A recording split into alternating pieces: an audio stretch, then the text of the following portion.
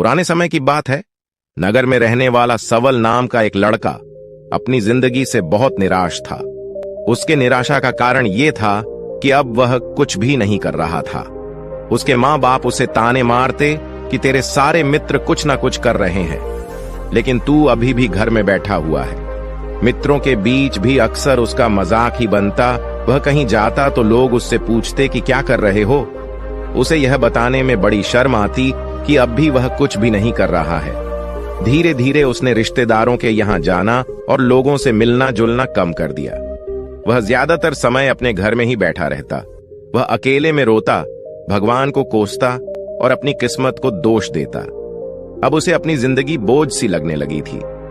कभी कभी वह सोचता कि जब वह कुछ करने के लायक ही नहीं है तो फिर उसे जिंदा रहने का क्या फायदा, उसे तो मर जाना चाहिए। एक दिन वह अपने नगर की एक सड़क से गुजर रहा था। तभी उसने देखा कि एक गुरु दुख के ऊपर प्रवचन दे रहे हैं। वह भी उस भीड़ में जाकर बैठ गया और गुरु के प्रवचन सुनने लगा। गुरु बोल रहे थे कि दुख एक गुरु की भांति होता है जो हमें जीवन की सच्चाई दिखाता है और हमें सही से जीवन जीने का तरीका सिखाता है।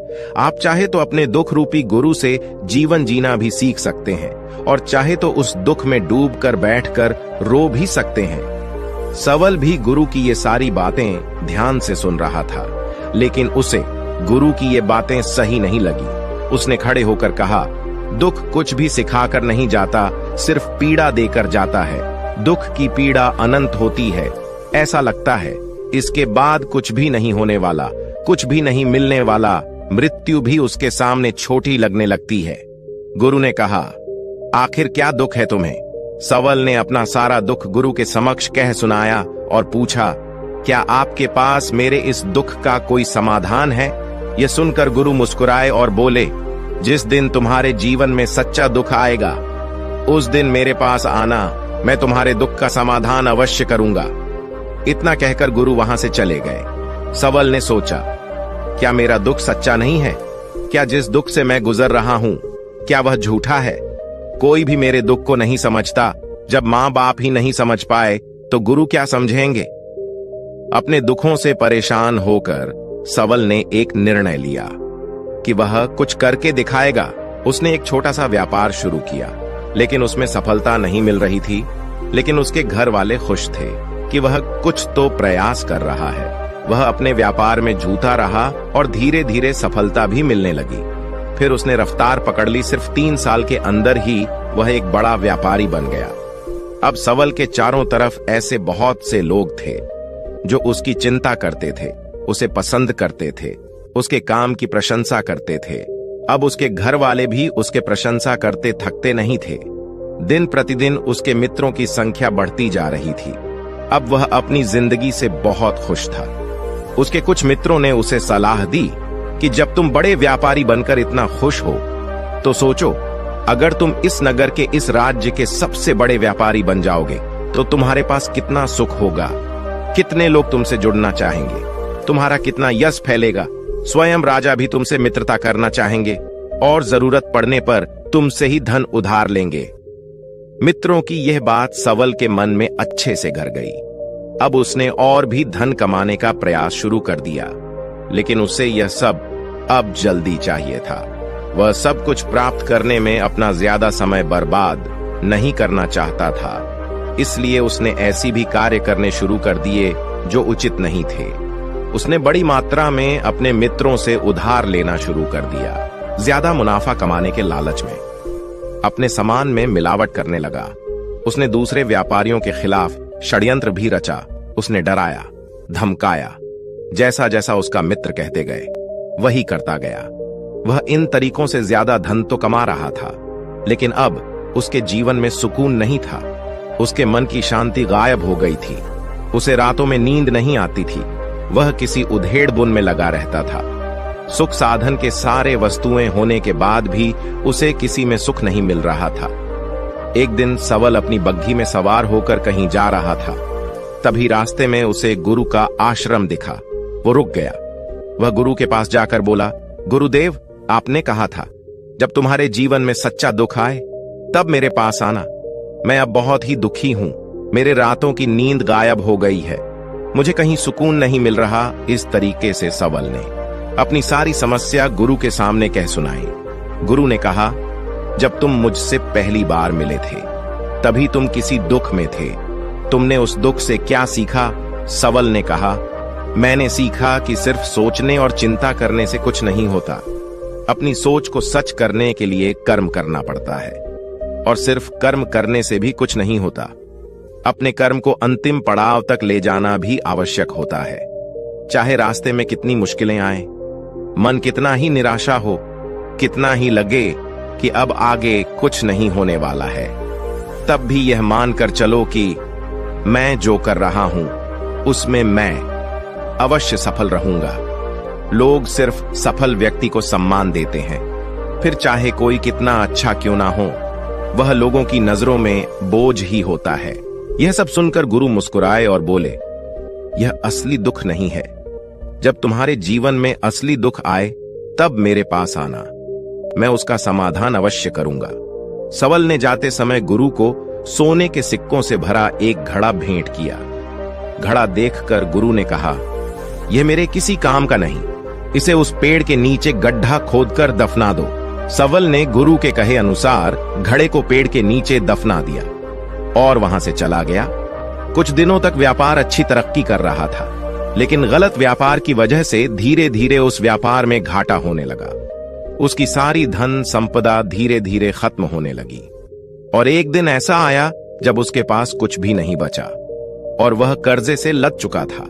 लेकिन वह निश्चित था, क्योंकि उसने सारा कर्ज अपने मित्रों से ही लिया था। वह सोचता था कि उसके मित्र बुरे समय में उसका साथ देगा, लेकिन ऐसा कुछ भी नहीं हुआ। बुरा समय आते ही मित्रों ने अपना उधार मांगना शुरू कर दिया। उधार वापस न मिलने पर जान से मारने की धमकी भी दी। उसके चाहने वाले सब उससे दूर गए। उसके वो मित्र जो उसके साथ मौज मस्ती करते थे, अब उससे दूर भागने लगे। उसके परिवार वाले उसके गलतियां और कमियां गिनाने लगे। उसके सारे संपत्ति में नीलाम हो गए। उसके पास कुछ भी नहीं बचा।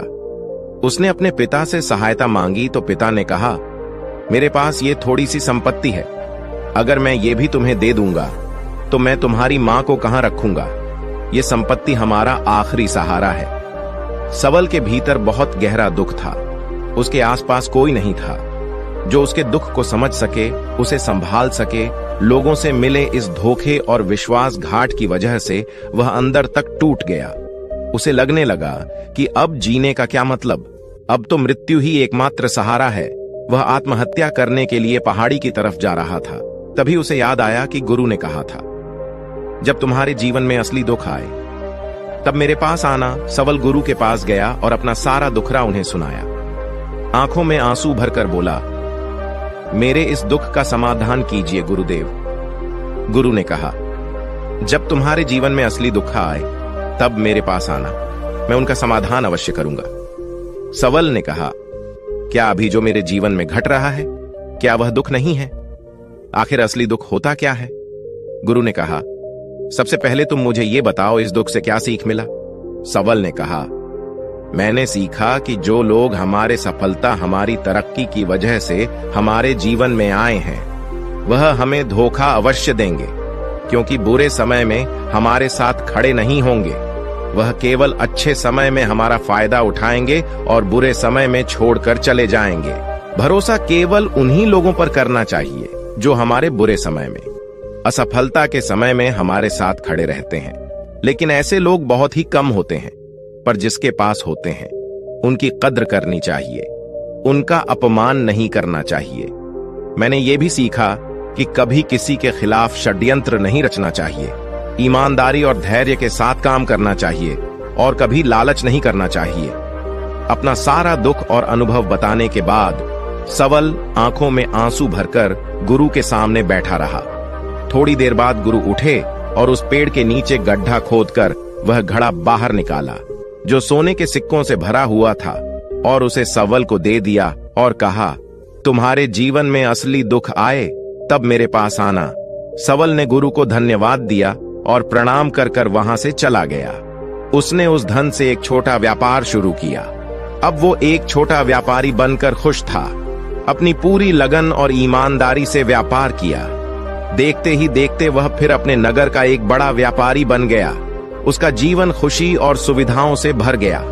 लेकिन कोई कितना भी अच्छा हो, कितना भी अच्छा काम करें, दान करें, पुण्य करें, लोगों की मदद करें, लेकिन जीवन में दुख तो आता ही है। तो सवल के जीवन में भी दुख आया। उसके माता पिता की मृत्यु के रूप में वो दोनों एक ही दिन मृत्यु को प्राप्त हो गए। सवल अपने माता पिता से बहुत प्रेम करता था, इसलिए उसे उनकी मृत्यु से बहुत ही गहरा आघात पहुंचा। वो दोनों के पार्थिव शरीर को श्मशान घाट ले गया। वहां उनकी अंतिम क्रिया की गई। वहां उसने अपने माता पिता के शरीर को जलते हुए देखा तो उसका मन बेचैन हो गया। उसके अंदर बहुत से प्रश्न उठने लगे। वह घर वापस आया तो अपने माता पिता के घर और संपत्ति को देखा, जिसके लिए उसके माता पिता हमेशा लड़ते रहते थे। आज वो लावारिस पड़ी है। आज उसकी देख रेख करने के लिए उसके लिए लड़ने वाले इस दुनिया से चले गए। उसके पिता ने जो भी कमाया था, जो भी बनाया था, सब कुछ यहीं रह गया था। एक दिन पहले किसी से भी अपनी संपत्ति के लिए लड़ जाने वाले उसके पिता आज इस दुनिया से अलविदा हो गए थे। उसका मन इसी तरह के अनेक विचारों के भौर में फंसा हुआ था। उसे अंदर से अकेलापन और डर महसूस हो रहा था। उसे कुछ खालीपन सा महसूस हो रहा था। उसे लग रहा था कुछ तो है जिसे वह समझ नहीं पा रहा। इसलिए वह गुरु के पास गया। उसे देखते ही गुरु ने कहा, क्या जीवन में कोई दुख है? तो सवल ने कहा, वैसे तो जीवन में कोई दुख नहीं है गुरुदेव, सब सुख हैं, सब अच्छा चल रहा है। लेकिन आज मेरे माता पिता की मृत्यु हो गई। इस घटना ने मेरे मन को बेचैन कर दिया है। गुरु ने कहा, इसमें दुखी होने वाली कौन सी बात है? एक दिन तो सभी के प्रयोजनों को मरना ही है। हमेशा जीवित न तो कोई रहा है, न कोई रहेगा। एक दिन तो तुम्हें मरना ही है। हो सकता है कल ही मर जाओ या आज भी मर सकते हो। सवल ने कहा, ये आप क्या कह रहे हैं गुरुदेव? मैं भी मर जाऊंगा, पर मैं तो अभी जवान हूं। गुरु ने कहा, इसी भ्रम में तो सभी जी रहे हैं कि मृत्यु दूसरों को आती है, बुढ़ापा दूसरों को आती है, लेकिन बूढ़े के सामने ही जवान मर जाते हैं, बच्चे मर जाते हैं। मृत्यु का किसी उम्र से कोई संबंध नहीं, ये तो सबको अपना ग्रास बना लेती है। गुरु की ये बातें सवल के मन में घर घर गई। वह चुपचाप वहां से चला गया, लेकिन उसका मन अब भी बेचैन था, अब भी अशांत था। वह कुछ खालीपन सा महसूस कर रहा था। वह पूरे दिन अपने बारे में सोचता कि वह इस दुनिया में क्यों आया है। क्या सिर्फ चीजों को उपयोग करना और मरना ही जीवन का लक्ष्य है? ऐसे बहुत से प्रश्न उसके मन में लगातार उठ रहे थे, लेकिन उसका उत्तर नहीं मिल पा रहा था। उसका दुख दिन प्रतिदिन बढ़ता ही जा रहा था। कुछ दिनों बाद वह फिर गुरु के पास पहुंचा और बोला, गुरुदेव, मैं बहुत दुखी हूं। मैं ये नहीं जान पा रहा हूं कि मैं कौन हूं, इस दुनिया में क्यों आया हूं। यह सुनकर गुरु मुस्कुराए और बोले, आज पहली बार तुम्हारे जीवन में सच्चा दुख पैदा हुआ है। वास्तव में यही वो दुख है जो दुख कहलाने के लायक है कि हमें पता नहीं कि हम कौन हैं, क्यों आए हैं, क्या करना है, कैसे करना है। सवल ने कहा, गुरुदेव, मेरे इस दुख का समाधान कीजिए। गुरु ने कहा, हम सभी इंसान जीवन भर क्या इकट्ठा करते हैं? सवल ने कहा, हम सभी इंसान जीवन भर धन संपत्ति, मान सम्मान, परिवार, मित्र, शत्रु, पद, प्रतिष्ठा, यही सब इकट्ठा करते हैं। गुरु ने कहा, क्या इन इकट्ठा हुई सभी चीजों से एक भी चीज साथ ले जाया जा सकता है? सवल ने कहा, नहीं गुरुदेव, इनमें से कुछ भी साथ नहीं ले जाया जाता। मेरे माता पिता के साथ कुछ नहीं गया, सब कुछ यहीं छूट गया, परिवार, संपत्ति, सब कुछ। तो गुरु ने कहा, अब मेरी बातों को ध्यान से सुनना। इस दुनिया में हमें जो इकट्ठा करना है वह हम इकट्ठा करते नहीं। चीज जो हमारे सामने होती है, लेकिन हम उन्हें देखने का प्रयास नहीं करते। इस दुनिया में हमें जिस चीज को इकट्ठा करना है वह हम खुद है। हमें खुद को इकट्ठा करना है। सवल ने कहा, क्या गुरुदेव, हमें यह संसार छोड़ देना चाहिए? अपने सभी इच्छाओं को मार देना चाहिए? किसी से प्रेम नहीं करना चाहिए? धन संपत्ति इकट्ठा नहीं करना चाहिए? मान सम्मान के आशा छोड़ देनी चाहिए? गुरुदेव ने कहा, एक बिखरे हुए मनुष्य के अंदर से कामनाएं, इच्छाएं और वासनाएं ऐसे ही निकलती हैं जैसे पहाड़ से कोई पत्थर गिर रहा हो, जिस पर पहाड़ का कोई नियंत्रण नहीं है सिवाय देखने, परेशान होने और कुछ खोने के। इसी प्रकार एक बिखरे हुए मनुष्य के इच्छाएं अनियंत्रित और दुखदायी होती है। उसका अनियंत्रित मन कुछ भी इच्छाएं और कल्पनाएं करता रहता है और दुखी होता रहता है। लेकिन जब व्यक्ति एकत्रित हो जाता है तो वह जो भी करता है उसके नियंत्रण में करता है, तब इच्छाएं भी उसकी इच्छा से निकलती हैं। सवल ने कहा, गुरुदेव, आपने मेरे सच्चे दुख का समाधान कर दिया। उसके बाद आपका बहुत धन्यवाद। मैं खुद को एकत्रित करने का प्रयास करूंगा। गुरु ने कहा, मानव शरीर में बहुत ऊर्जा है, बहुत शक्ति है और यह बेकार के कामों में वट कर रह गई है, व्यर्थ की चीजों में लगी रहती है। यह ऐसा है कि जैसे एक अत्यंत शक्तिशाली मशीन किसी बच्चे के हाथ में दे दी गई हो और बिना सोचे समझे, बिना किसी नियंत्रण और जानकारी के बस इस शक्ति को कहीं भी बर्बाद कर रहा है। इसलिए अपनी चेतना की सत्य पर ध्यान दो और इसे एकत्रित करो। सवल को अपने प्रश्नों का सही उत्तर मिल चुका था। उसने गुरु को धन्यवाद किया और चुपचाप वहां से चला गया।